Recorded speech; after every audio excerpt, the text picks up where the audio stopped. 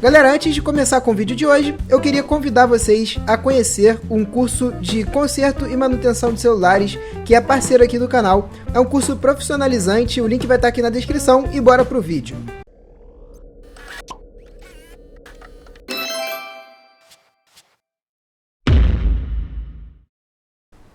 Fala galera, sejam bem-vindos a mais um vídeo e nesse eu vou apresentar mais duas configurações para vocês. A primeira vai ser a do Júlio César Chagas, de número 371, e depois eu vou mostrar um pouquinho sobre a configuração do Arthur Negrão, de número 372. Quem quiser participar do quadro, o link vai estar aqui na descrição, é um vídeo ensinando o passo a passo para que vocês mandem as fotos da forma correta.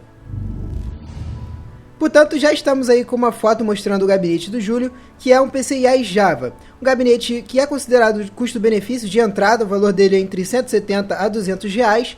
Só que apesar de ser considerado um gabinete de entrada, ele comporta também configurações intermediárias. Só não vai comportar configurações muito tops, porque o espaço interno dele não é tão grande como vocês vão ver aí nas próximas imagens. Sobre o seu design, ele é bem simples na minha opinião. Na tampa lateral ele tem um acrílico que possui alguns adesivos escrito Java, né, que é o nome do modelo do gabinete. E abaixo do acrílico temos uma entrada para fãs de 120 mm. Por falar na refrigeração dele, ele suporta um fã na parte frontal de 120 mm, que é com LED, e mais um lá na parte de trás também de 120 mm. O topo dele é todo fechado. Já no painel frontal temos duas USBs 2.0, entrada e saída de áudio, mais uma USB, sendo que dessa vez 3.0, e um leitor de cartão SD e mini SD.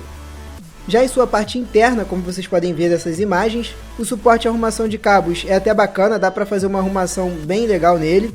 O tamanho máximo de VGA para você colocar nesse gabinete é de 29 cm, então como eu falei, dá para fazer uma montagem intermediária, mas dependendo da sua VGA, talvez ele não comporte.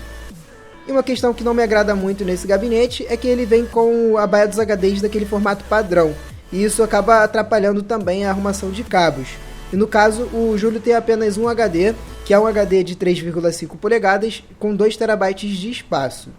Agora vamos falar sobre o kit dele. A placa-mãe é uma Gigabyte H170 Gaming 3, que é uma placa intermediária com socket LGA 1151, muito bacana. O processador dele é um i5 6400, está refrigerado com o CPU que já vem com a Intel, que a gente chama de Cooler Box.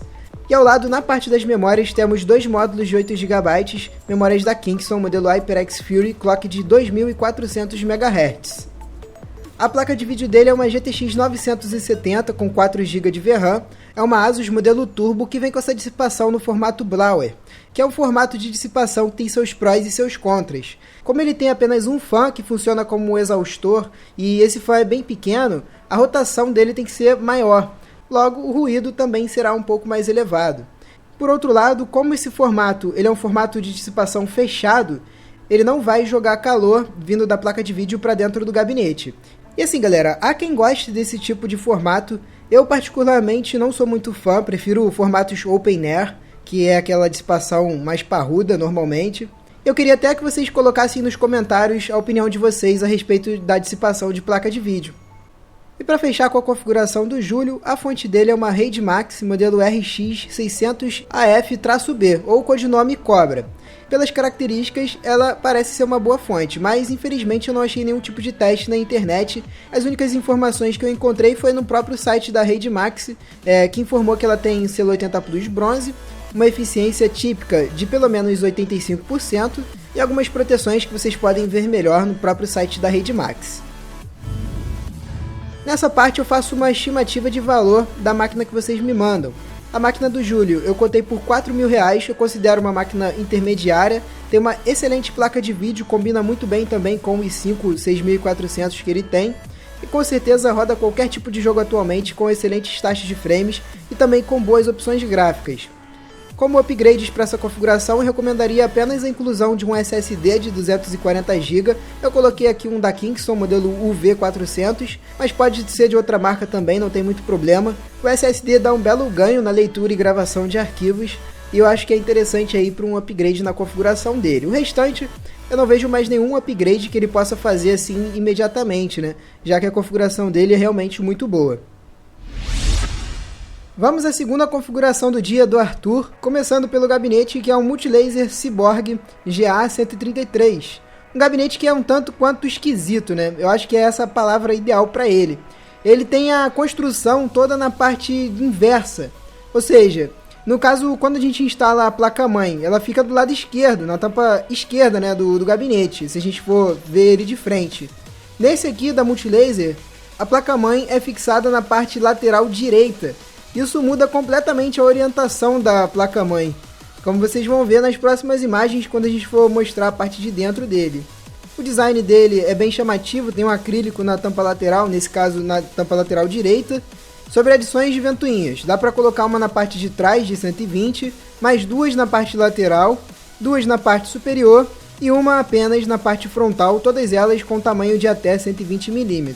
E as conexões USBs que ficam na parte do topo, nós temos duas USBs, sendo que uma delas apenas é USB 3.0 e entrada e saída de áudio, algo bem simples e padrão, né?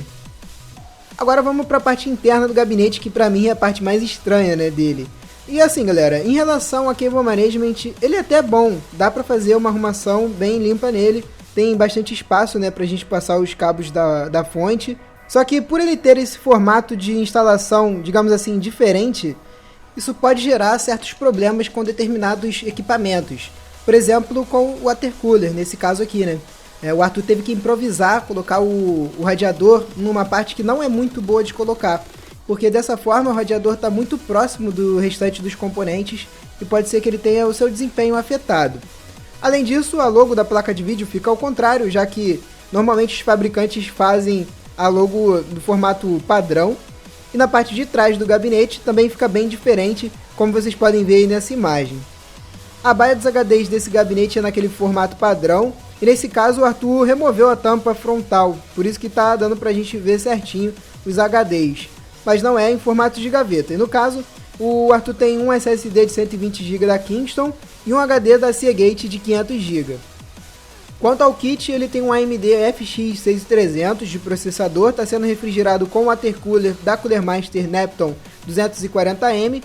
A placa-mãe é uma Gigabyte 970A UD3P, que é uma placa-mãe intermediária para os processadores com socket AM3+. E de memória, ele tem dois módulos de 4 GB, são memórias da Kingston, modelo HyperX Fury, clock de 1600 MHz. A placa de vídeo é uma GTX 960, modelo da Galaxy, com 2 GB de VRAM. É uma placa de vídeo muito boa, só que esses 2 GB de VRAM podem acabar limitando o desempenho dela nos jogos mais recentes. Nós estamos vendo aí que os jogos estão cada vez mais pedindo VRAM. E o que acontece? O chip, né, a GPU dessa placa de vídeo é muito boa, só que você vai acabar tendo que reduzir os gráficos para poder ficar ali no limite de 2 GB de VRAM. Isso é até uma experiência própria, porque no caso eu tenho a GTX 1060 de 3 GB. Para Full HD até que vai, eu estou conseguindo rodar os jogos muito bem, os 3 GB são bem suficientes, mas eu sempre tenho que baixar um pouco a qualidade das texturas para poder diminuir esse uso de VRAM. E por fim, a fonte dele é uma Thermaltake Smart M Series de 850 watts. Uma fonte que é certificada com selo 80 Plus bronze e também é semi-modular. Então, alguns cabos você pode remover, os cabos que não forem utilizados, né, na configuração, você pode descartar, diminuindo o volume de cabeamento dentro do gabinete. É bem interessante aí, fontes modulares.